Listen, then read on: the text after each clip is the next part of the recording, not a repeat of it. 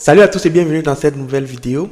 Aujourd'hui, on va s'intéresser à Gateway API. Dans la vidéo précédente, on a vu ensemble comment utiliser le deployment pour créer nos différents pods et ensuite, on a essayé de voir comment utiliser les services pour rediriger les requêtes des utilisateurs vers nos différents pods. Aujourd'hui, on va s'intéresser à Gateway API. On va utiliser Gateway API pour rediriger les requêtes de manière intelligente vers nos différents pods. Et pour ce faire, on va utiliser dans un premier temps Traffic comme un contrôleur, voilà, qui va implémenter ce qu'on appelle Gateway Class, voilà. Et ici, notre gateway va un peu se charger comme un cloud load balancer, voilà.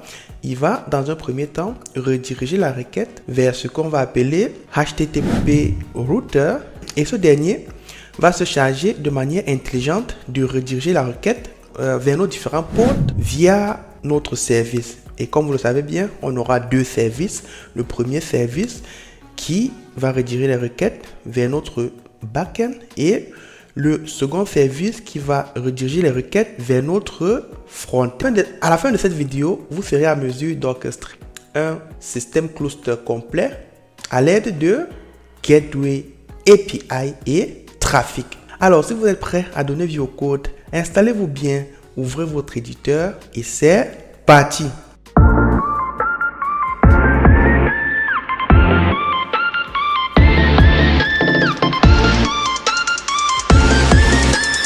Alors, comme on a vu dans la vidéo précédente, on va s'intéresser à API Gateway aujourd'hui. Voilà, et pour ce faire, on va matérialiser cela ensemble. Donc, dans un premier temps, on va d'abord définir notre cluster. Voilà, doit agrandir un peu. Donc, dans un premier temps, on va d'abord définir notre cluster. Voilà. On va définir notre cluster. On va l'appeler cluster.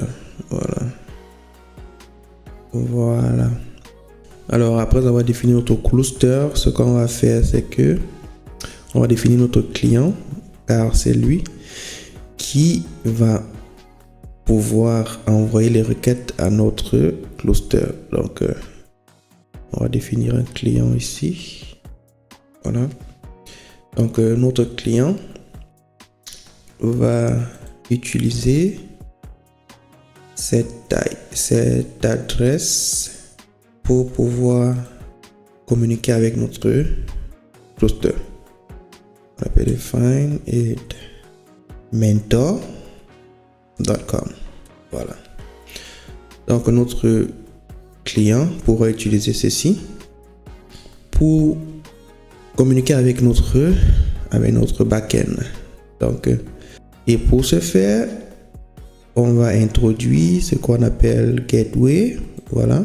Donc, il va d'abord envoyer sa requête et elle sera interceptée par notre gateway. Voilà.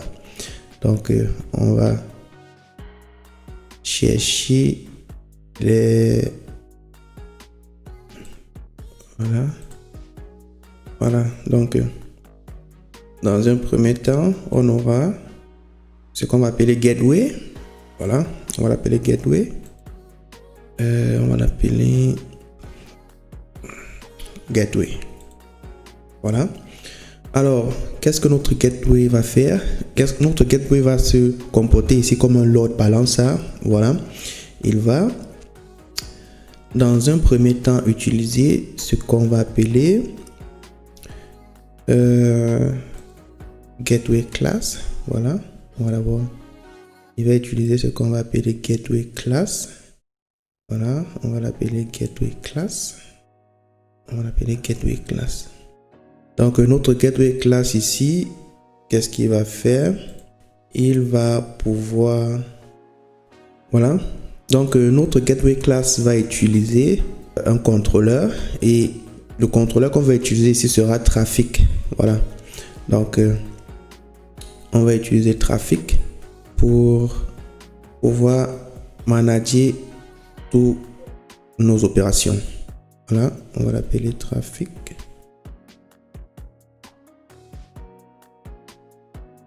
Voilà, on va utiliser trafic pour pouvoir manager toutes nos opérations. Donc, à votre choix, hein, vous pouvez utiliser d'autres contrôleurs. Voilà, nous ici, on va utiliser trafic pour notre cas. Donc, dans un second temps, on a la possibilité d'exposer nos TLS avec notre gateway. Donc ici, on pourra aussi écrire TLS certification. On va mettre TLS set. Voilà. Donc, on peut l'embellir avec les secrets ici. Voilà.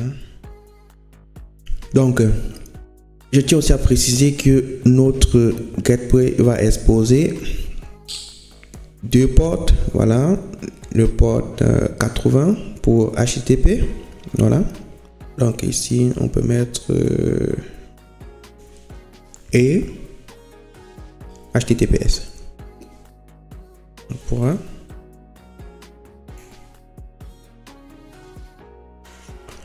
Voilà. Donc, après avoir défini notre gateway, on est prêt pour définir notre namespace qui va contenir nos différents services et clusters. Donc, on peut refaire cela en allant là, et ici, on va définir notre namespace. Voilà. Donc, on va l'appeler namespace. À l'intérieur de notre namespace, on va définir dans un premier temps HTTP router. Voilà. Donc, ici start, notre load balancer va rediriger la requête dans un premier temps sur notre HTTP router. Donc, je te copie ça. Donc à ce stade, on aura notre HTTP router. Voilà. On va l'appeler HTTP router. On va l'appeler HTTP router. HTTP router. Voilà. Donc avec notre HTTP router, on sera en mesure de rediriger la requête en fonction de l'URL envoyé par l'utilisateur. Voilà. Donc ici, on peut aussi avoir la possibilité d'utiliser d'autres trucs. gRPC. Ce n'est pas notre préoccupation aujourd'hui. Notre préoccupation sera d'utiliser HTTP router, vu que c'est avec les requêtes HTTP et HTTPS qu'on va travailler. Donc, après avoir défini notre HTTP router, on pourra maintenant rediriger la requête dans nos différents services. Et le premier service ici, comme vous le savez, sera notre service backend. Donc, on va essayer de chercher une image. Voilà, on peut utiliser ça. Donc, on aura notre premier service ici, qui lui, il va rediriger la requête sur nos différents ports. Voilà, donc on aura le premier port ici et on aura le second port, vu que il est toujours important d'avoir plusieurs ports. Voilà, donc ici on va définir cela. On va mettre représenter les ports. On aura notre premier port et on aura le second port. Donc ici on va mettre backend pour pouvoir différencier les deux. On va mettre backend ici. Backend. Voilà, on va le spécifier ici. Voilà. Et avec ça, on pourra essayer de... Oh. Donc, on va faire la même chose pour rediriger la requête vers notre front-end. Donc ici, on va juste copier ça, on va l'ajouter là et on va juste rediriger la requête vers notre front-end. Donc on pourra copier ça, on les pose là et ici on va mettre front-end, voilà, et ça on va juste copier ça, venir l'ajouter là, ça, copier, venir l'ajouter, on va retirer ça ici et on va faire la même chose, copier, et là on copie aussi et on vient là. Voilà à peu près ce qu'on va essayer de réaliser ensemble aujourd'hui. Donc sans plus tarder, on va voir comment implémenter cela dans le code. Alors pour réaliser notre lab, on va utiliser mon article, voilà, spectacle, là où j'ai bien détaillé comment on peut réaliser cela. Donc dans un premier temps, il sera important d'installer CRD, voilà. Donc avec ça, on aura la possibilité d'installer Gateway Class, Gateway et HTTP Route, voilà. Donc comme vous pouvez le voir, Gateway API va se charger de rediriger le trafic et Gateway Class, voilà, il va implémenter nos différents contrôleurs. Sans plus tarder, on va essayer d'installer cela. Et pour installer cela, voilà, on va utiliser cette commande pour installer la version expérimentale. Donc on va ouvrir notre terminal, on va coller ça ici. Voilà, l'installation a été effectuée avec succès. Donc dans un second temps, qu'est-ce qu'on va faire? On va installer Trafic, voilà, qui va se comporter ici comme notre contrôleur. Pour ce faire, on va utiliser Helm, voilà, qui est le package manager pour Kubernetes. Donc pour ceux qui ne savent pas c'est quoi Helm, voilà, on va qu'à venir là, Helm Kubernetes. Voilà, c'est le couteau suisse. Voilà, package manager pour Kubernetes, voilà. Donc très intéressant. On va l'installer comme ça sur macOS. Donc vous allez regarder comment on installe cela et vous pouvez me suivre. Donc dans un second temps, on revient là, on va installer notre repo. Je pense que moi j'ai déjà fait cela. Cliquez là, voilà, ça existe déjà. Dans un second temps, Helm update, voilà.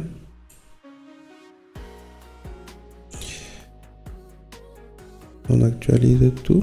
Trafic qui est là, Open Telemetry, là. Bon, ça c'est les trucs qu'on va voir dans les prochaines vidéos. Donc aujourd'hui on va s'attarder à Trafic. Donc après ça, on peut copier, on peut chercher la nouvelle version de Helm de Trafic avec cette commande. Voilà, on va scroller. La nouvelle version de Trafic c'est 39.00. Donc avec ça on est prêt pour modifier. Alors on va utiliser cette commande pour installer Trafic. Et d'abord dans un premier temps on va vouloir modifier. Donc on va utiliser cette version. On va copier et on va venir installer cela. Donc on va copier cela ici. Trafic a été installé avec succès. Alors après avoir installé Trafic, on peut simuler cela. Pour simuler Trafic, on va utiliser ce qu'on appelle port forward. Vu qu'actuellement on est en local, voilà, ce qui fait qu'on n'a pas de load balancer. Mais port forwarding va faire l'affaire. Donc on va d'abord copier. Voilà. Donc avec cette commande, on a installé Trafic. Donc avec ça, on aura la possibilité de rediriger les requêtes sur notre port 80. Et Trafic va se charger de manager cela. Donc ce terminal doit rester ouvert. Voilà. Alors pour faire une simulation réelle, comme si nous étions en production, on va essayer de spécifier quelques endpoints dans notre machine. Voilà. Et pour ce faire, on va venir dans Windows. On va aller dans Windows, Système 32. Et à l'intérieur, on va aller dans Driver. Driver, on a etc. On a notre fichier host. Voilà. C'est à l'intérieur de notre fichier host, on va installer nos différents domaines. Voilà. Il vous suffit d'ouvrir ce fichier en tant qu'administrateur. Voilà. Donc, on va l'ouvrir avec éditeur. Voilà. Et à ce niveau, vous pouvez ajouter vos endpoints. Alors, ce que vous voulez. Voilà. Dans mon cas, j'ai un endpoint pour le backend, un endpoint pour le front-end et un endpoint spécifique pour le front-end également. Donc, après avoir fait ça, vous pouvez cliquer sur sauvegarder. Donc, après avoir installé ça, on est prêt à implémenter notre gateway class. Et pour ce faire, on va aller dans notre éditeur. On va ouvrir notre gateway class ici. Comme vous pouvez bien le voir. Donc, dans un premier temps, voilà, on va utiliser le kind qui sera gateway class. Voilà, comme vous le savez, comme d'habitude. Pour vérifier cela, on peut aller dans Kubernetes. Voilà, kubernetes.io. On peut dans la documentation. Ici, on peut taper gateway. Vous voyez comment on est gateway class. Voilà un exemple. Voilà, vous copiez là et vous venez ajouter là. Et le nom, il est nommé trafic. Et voici le contrôleur name de trafic. Voilà. Après avoir fait cela, on peut l'ajouter dans notre truc avec kubectl. Voilà. On va d'abord se diriger dans notre dossier infra. Après ça, on peut taper kubectl apply -f et le nom de notre classe c'est gateway class. Voilà, gateway class. Voilà, cliquez sur entrée. Voilà, ça a été créé avec succès. Et qu'est-ce que ça nous dit ici? Voilà, donc après avoir installé notre gateway class, on va installer maintenant notre gateway. Et pour ce faire, on va faire la même chose. On va venir dans notre code. On a implémenté cela ici. Le kind, c'est gateway. Gateway, pareillement, on peut venir ici. Si on parle là, vous allez voir comment un exemple d'implémentation de gateway. Voilà, il suffit juste de copier ça et de l'ajuster à votre guise. Donc, dans mon cas ici, j'ai défini le nom qui sera Gateway API. Le namespace sera default. Voilà. Il est installé dans le cluster globalement. Voilà. Et après ça, on définit Gateway class name qu'on a créé plus haut. Voilà. Ça, vous n'avez pas oublié. Voilà. On définit le Gateway class name ici.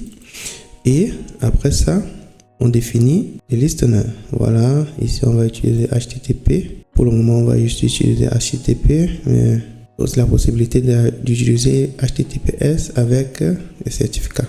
Donc dans notre cas, on va s'intéresser à HTTP. Voilà. Et le port ici sera 80-80 naturellement.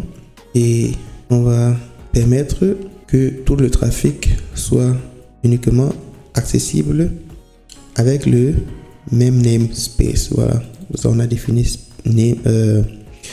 same ici. Donc il y a aussi la possibilité de la valeur all, voilà, qui ne va pas distinguer les namespaces, voilà, et aussi selector que vous pouvez utiliser. Donc dans notre cas, on va utiliser same, voilà, c'est mon origine. Et après avoir fait ça, on est prêt pour installer. Et pour ce faire, on a kubectl apply gateway et on clique, on tape entrée, voilà. Ça a été créé avec succès. Donc, la prochaine étape pour nous sera d'installer notre HTTP route. Donc, pour ce faire, on va procéder de la même manière. Voilà, on va aller dans notre éditeur. Il est où? Voilà, on a défini ici. Vu que on va rediriger nos requêtes en fonction du hostname. Voilà, donc dans un premier temps ici, on va définir notre première route HTTP, voilà. Pour le backend, voilà, on va l'appeler Find8 Mentor Backend, voilà, il sera dans le namespace default. Et après ça, on va utiliser specification pour spécifier quel gateway on utilise, voilà. Et le nom c'est Gateway API. Le type, on va permettre uniquement les requêtes HTTP, voilà. Et le kind, comme vous savez, c'est Gateway, voilà. Donc le nom Gateway API, voilà, qu'on a écrit ici. Toujours spécifier quel gateway vous utilisez. Et après ça, on spécifie le hostname. Dans mon cas, j'ai spécifié Find8 Mentor Backend, voilà, comme hostname pour le backend. Et le rôle, voilà, backend reference, le nom de mon backend, Find8 Mentor Backend, le port d'écoute 8080, voilà. Et dans un second temps, on définit l'HTTP route pour notre front-end, voilà. Et comme vous le savez, dans le dossier YAML file, on sépare les fichiers avec ces 3 tirets, voilà. Donc avec ça, on a séparé, ou bien moins on crée un second fichier. Là, on va créer notre HTTP route pour le front-end. Donc avec ça, on spécifie le nom de notre HTTP route, voilà, qui sera Find8 Mentor. Le namespace, c'est le default ici. Et spécification, voilà, on définit notre gateway, voilà, qui est le même, voilà, jar, c'est le gateway. Le hostname, on définit le hostname, donc on définit le hostname Find8 Mentor frontend.com. Donc voilà ça, Find8 Mentor.com, voilà, ce niveau. Donc je vais plutôt mettre Find8, ça c'est un peu mieux, sonne bien. Je vais plutôt mettre Find8 Mentor, je vais mettre comme ça. Et lui va rediriger la requête sur notre service qui sera Find8 Mentor Frontend qui écoute au port 80. Donc avec ça, on est prêt pour appliquer notre kubectl apply ici. On va mettre HTTP, voilà. Et on a créé, comme vous voyez, on a créé deux manifestes. Le premier c'est le backend et le second c'est le front-end. Donc avec ça, on a déjà fini de configurer notre Gateway API. Après ça, on est prêt pour tester notre application. Et pour tester l'application, on va d'abord vérifier si tous nos ports sont en vie. Donc on va essayer de vérifier cela ensemble. Pour ce faire, qu'est-ce qu'on peut faire? Kubectl get port, kubectl get port. On regarde, essayer d'agrandir ça pour voir. Effectivement, tous nos ports sont en statut running, ce qui est déjà une bonne chose. Voilà. Et si on regarde du côté de notre namespace -n traffic,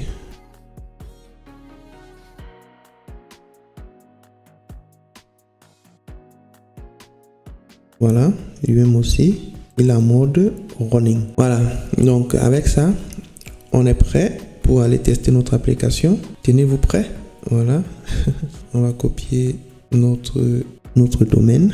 On va essayer de lancer l'application.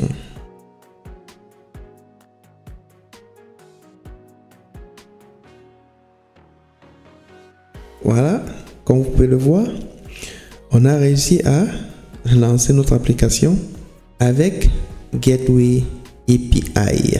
Ce n'est pas magnifique? Voilà, donc avec ça, vous voyez, on a pu utiliser Gateway API pour rediriger le trafic sur notre port front-end. Alors c'était tout pour cette vidéo. J'espère qu'elle vous a plu. Et si ce type de contenu vous intéresse, n'hésitez surtout pas à liker, à commenter et à vous abonner. Cela me fera énormément plaisir. On se retrouve la semaine prochaine pour une nouvelle vidéo.